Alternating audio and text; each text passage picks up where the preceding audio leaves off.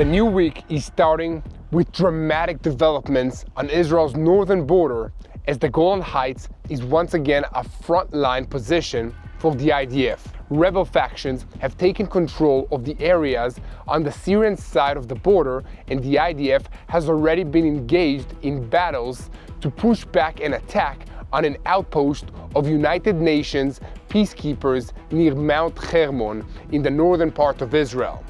The IDF is preparing for the worst-case scenario on the Syrian border, mobilizing reserves and deploying them to the border region as quickly as possible.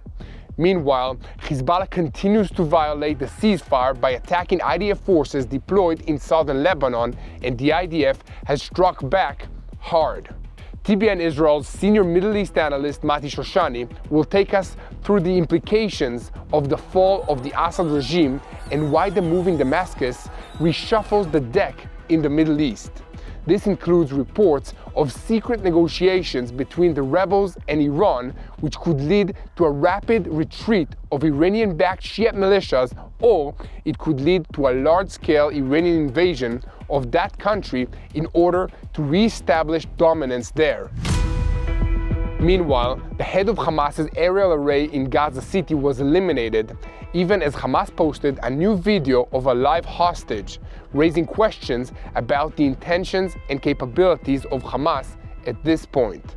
Why is Hamas sending signs of life from the hostages in Gaza right now? And what are the implications of the meetings of senior Hamas officials in Doha? Finally, the Houthi rebels in Yemen wanted to remind everyone that they're still here, so they fired a ballistic missile at Israel on Sunday morning, but it was intercepted outside the Israeli airspace. We have a lot to talk about today, so let's dive into the details.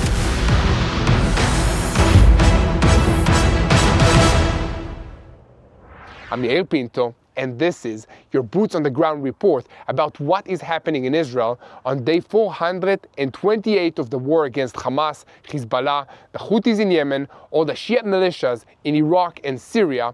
All of them are operating under the command of the Islamic Revolutionary Guards in Iran, which is the head of the axis of evil in the Middle East. A moment before we start, I want to invite you to find the subscribe button and click on it so that you'll never miss another episode of Boots on the Ground. I also want to introduce our sponsor for today's video, Magen David Adom. This organization cares for the sick, injured, wounded, and traumatized in Israel 24 hours a day, 7 days a week, 365 days every year. They have been very busy lately, and that's likely to continue. I'll say more about them in a moment, but first, the news. Following the fall of the Assad regime in Syria over the weekend, the IDF Northern Command has activated an emergency plan to strengthen defenses in the Golan Heights, and according to reports in foreign media portals, tanks and infantry forces were positioned at the Alpha Line on the Golan Heights border inside the demilitarized strip to prevent the entry of rebels if they even attempt such a move. According to the reports, the IDF sent warning messages overnight to the rebels who have conquered the Syrian Golan and overthrown Bashar al-Assad's regime not to cross the Alpha Line from which the demilitarized zone begins. At the same time, the Northern Command raised alertness and activated emergency plans to strengthen defenses in the Golan for the scenario of an invasion into Israel from the east. In addition to this, starting on Saturday evening and into early Sunday morning, it was reported that Air Force fighter jets carried out waves of strikes around Damascus to destroy advanced weapon systems and weapon manufacturing facilities that could fall into the rebels' hands. According to some reports, this included a chemical weapons production facility. Syrian army sources told Reuters last night that Hezbollah forces withdrew from the city of El Qusyar in Homs province in western Syria shortly before the rebels opposing the Assad regime took it over. According to these sources, at least 150 armored vehicles carrying hundreds of Hezbollah members left the city in stages. This is significant because El Qusyar is a central route for transferring weapons and personnel of Hezbollah between Syria and Lebanon. Ever since the terrorist organization took it over in 2013, in the early stages of the Syrian civil war. The IDF has been preparing for any scenario in the north ever since the rebel factions in Syria's Idlib province began their lighting offensive against the regime last week. On Friday, there was a wide-scale emergency exercise involving several IDF units as well as civilian police and emergency response agencies. As part of General Staff exercises drills that were held in the northern Jordan Valley and southern Golan Heights, the Operations Directorate trained the rapid deployment of air and ground headquarters emergency forces, testing their response times to any sort of emergency. While this was going on in northern Israel, events were moving fast inside Syria. According to reports in Arab media portals, what's left of the Assad regime's army has already withdrawn from the Quneitra area, and the Syrian Hermon and Syrian rebel forces quickly moved in to replace them, taking control of extensive areas in the Damascus periphery. A Syrian military source confirmed to Reuters that the rebels took over the city of Quneitra near the Israeli border, as well as the city of Tasnim in the Dara province, which is about 20 kilometers south of Damascus.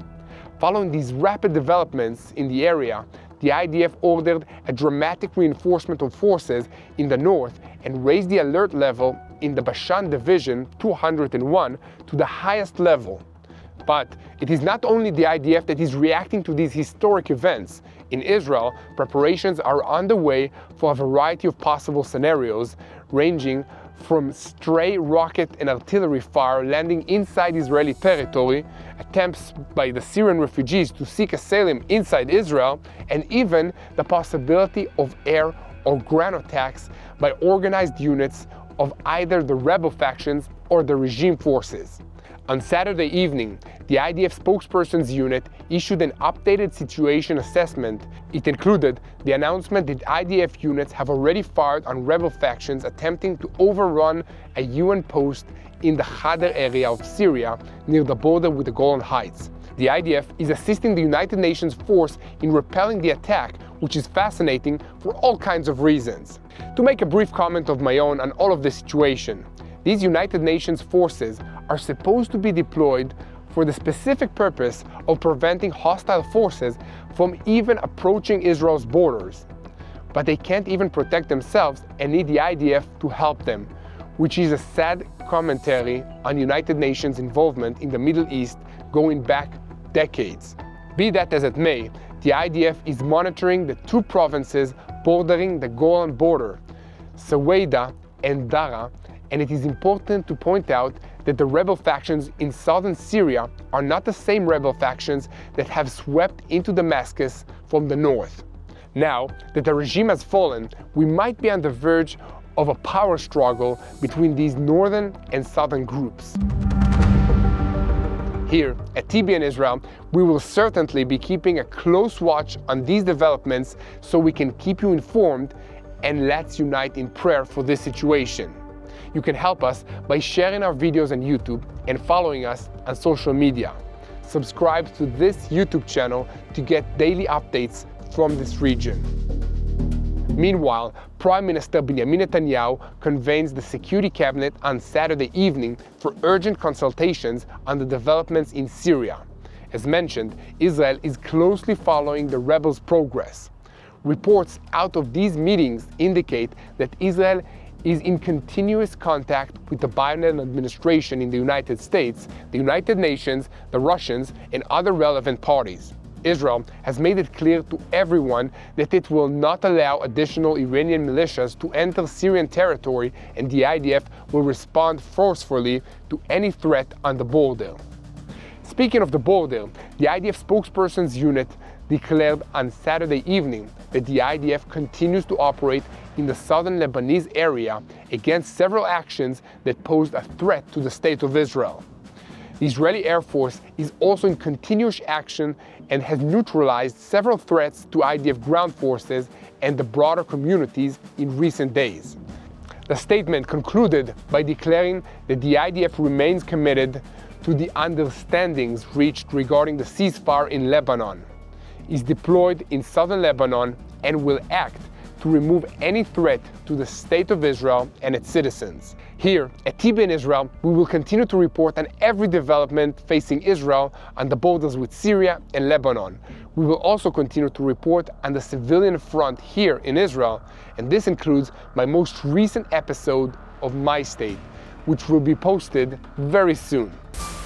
In this episode, I travel north to the city of Haifa, which has been the target of hundreds of Hezbollah rockets in this war. During this visit, I met Joe and Tom, an Arab Christian and an ultra-Orthodox Jew who worked together in order to save lives as part of the Magen David Adom ambulance team. And my breath was simply taken away by this camaraderie. Truly, one of the rides I will remember for all of my life, because that's how it is in Magen David Adom. All of you know that we are proud partners of Magen David Adom, Israel's premier medical first response organization with 35,000 workers. Most of them are volunteers. This organization assists anyone in Israel who is sick, injured, wounded, or about to give birth to a new baby, which happens a lot here. This organization saves lives in Israel every single day, and they need your help because their entire budget comes from donations. If you want to help out, you can make a donation by visiting www.savelifeisrael.com. Now back to the news. And if you believe in the truth that we are sharing here, please subscribe to this channel, share our videos on YouTube, and support us so that we can continue bringing you these crucial updates from Israel and this region. Today, we are looking at a turning point in the history of the Middle East. Following several months of escalated conflict with Hezbollah, Israel has reached a shaky ceasefire with this terrorist organization that is backed by Iran, Hezbollah. But this isn't just a story of de-escalation. It's a story of shifting powers, strategies, and, most importantly, Iran's fading influence in this region. To Israel's northwest, the regime of Syrian President Bashar al-Assad is collapsing, and with it, Iran's hold over that country. The once powerful Iranian-Syrian Hezbollah axis is rapidly falling apart while Israel is standing firm, continues to shape the region's dynamics. While the ceasefire provides a temporary pause in the battle with Hezbollah, it remains unclear what role Iran played in pushing Hezbollah towards this agreement, and what does this mean for this entire region, the Middle East. To unpack this and more, we turn to TBN Israel's senior Middle East analyst, Mati Shoshani, who will break down Iran's strategic missteps in its relationship with Hezbollah and what this means for Israel's northern border. Mati, what can you tell us about all of this? Thank you, Yair. The ceasefire with Hezbollah may appear to be a result of backdoor diplomacy, but make no mistake, it's a culmination of months of strategic setbacks for the Iranian Islamic regime. Let's begin with Syria. Over the past few days, the Assad regime has faced an unprecedented challenge. Rebel groups have seized key territories, including strategic cities near Damascus. As of Sunday morning, the rebels were boasting that they'd already deposed the regime altogether, and reports indicate that Assad himself had left the city with his immediate family and senior regime officials. Iran, Assad's main backer, is now stretched thin. Reports indicate that rebel forces are even negotiating with Iran behind Assad's back, offering to safeguard Shia holy sites in exchange for Iran pulling its forces out of Syria. Adding to all of this, Israel's precision airstrikes in Syria have further destabilized Iranian operations.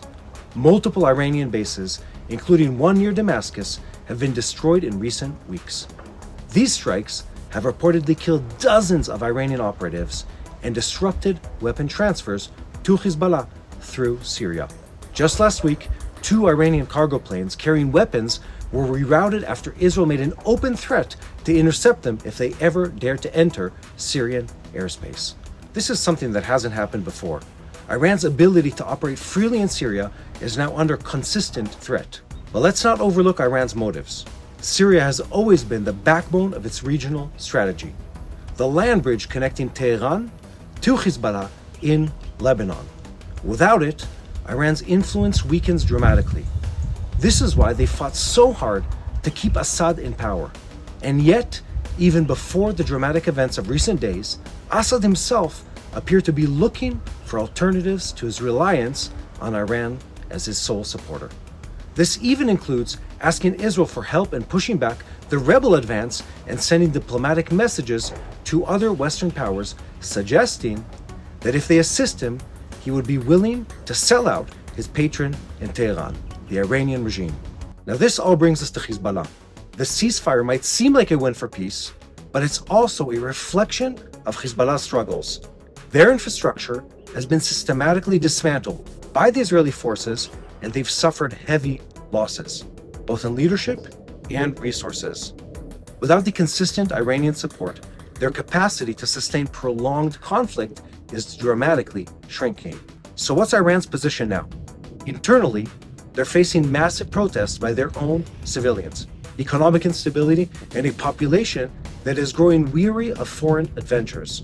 Regionally, their proxies are faltering. Hezbollah is weakened. Assad appears to have lost control of Syria, and Iran itself is losing ground to regional powers like Israel, Saudi Arabia, and of course, their neighbors up north, Turkey.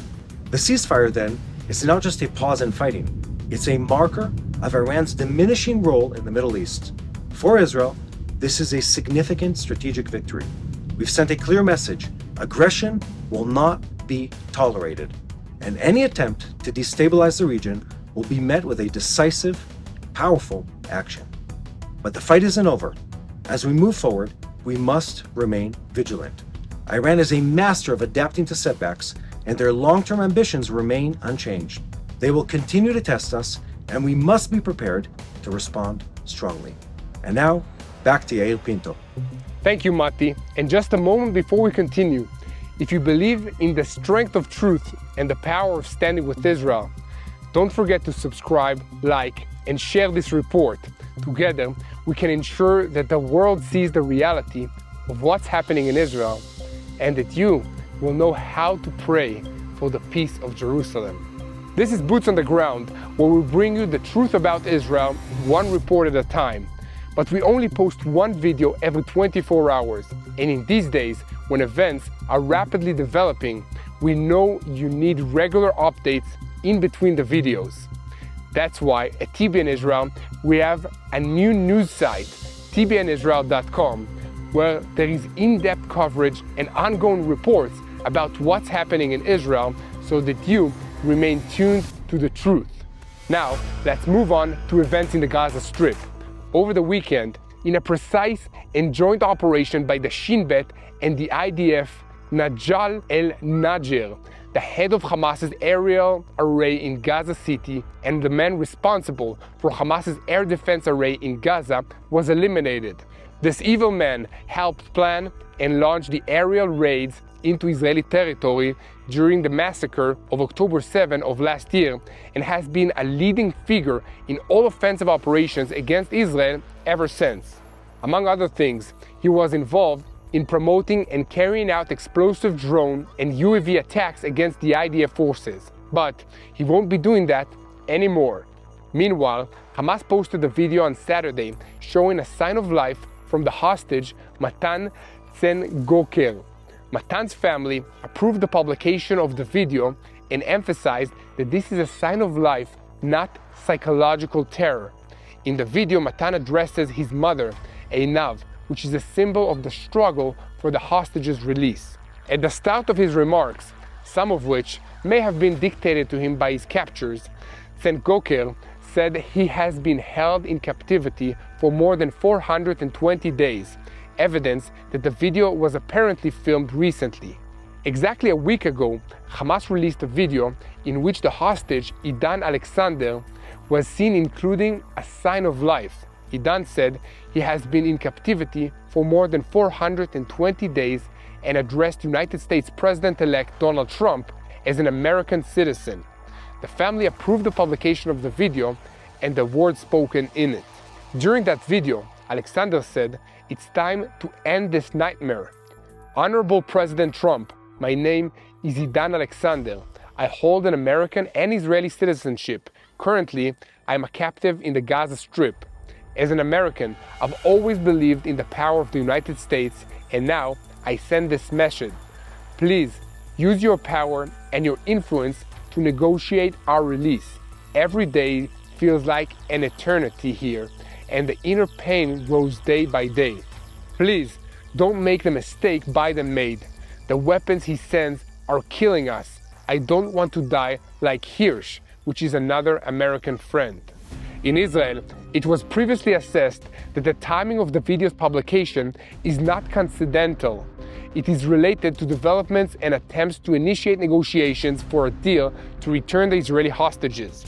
The very fact that Hamas chose to feature these individuals, one Russian citizen, one American citizen, and the son of a figure leading the struggle, may indicate their desire to advance a deal that would end the fighting and press certain points to promote it.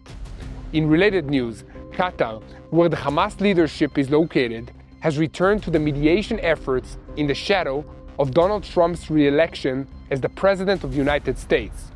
Also, reports in Arab media portals indicate that Hamas is working to locate Israeli hostages held captive in the Gaza Strip by other Palestinian factions, apparently in order to form a complete picture ahead of progress towards an agreement with Israel. According to the sources quoted in these reports, senior Hamas officials recently contracted several factions in the Strip to receive an update on the living hostages that are held by them. The sources claimed that there has been progress in indirect contacts for a hostage deal, and noted that Hamas is also working to locate the bodies of some of the hostages, but the focus now is on the living hostages. To give a little perspective on all of this situation, the Israeli government has a dilemma on its hand. Of course, everyone wants to save the hostages, but there is also a strong desire to avoid saving Hamas at the same time. This has led to a debate within the government about the best way to end this war in a way that will allow Israel to reap the benefits of the massive sacrifice made by the Israeli people and the IDF. The disagreements regarding the end of the war and the withdrawal of the IDF led to the idea of a multi-stage deal, the final stage of which is supposed to mark the end of this war. But until reaching that point, Israel will theoretically have the opportunity to achieve its goals. Even if Hamas agrees in principle, we will still need a complex negotiation in the details and the implementation process, and that's before the internal debate in Israel on the price that is needed to be paid. The hostage videos being released are part of a strategy by Hamas to exert pressure on the Israeli government by appealing to the Israeli public, which hopes and prays for the return of these hostages every single day. There's a great deal of tension between the two goals of returning the hostages and destroying Hamas so that it can never attack Israel the way it did on October 7, 2023 ever again. We will continue to report on every development, but let's take a moment to pray for the situation, because it's very complex, and I am certain that this is a spiritual war and not just a physical war of countries, of people here in this region. So please keep spreading the truth, share and follow us, and most importantly, unite in prayer for the peace of the IDF soldiers wherever they are, in the air, at sea or on land. Pray for the peace of our hostages in Gaza so they may return home soon. Pray for the peace of the residents of the north who are beginning to return and rebuild their homes in the northern part of Israel. Pray for the peace of the people of Israel, and don't forget to pray for the peace of Jerusalem. And together we will win this war because God is on our side.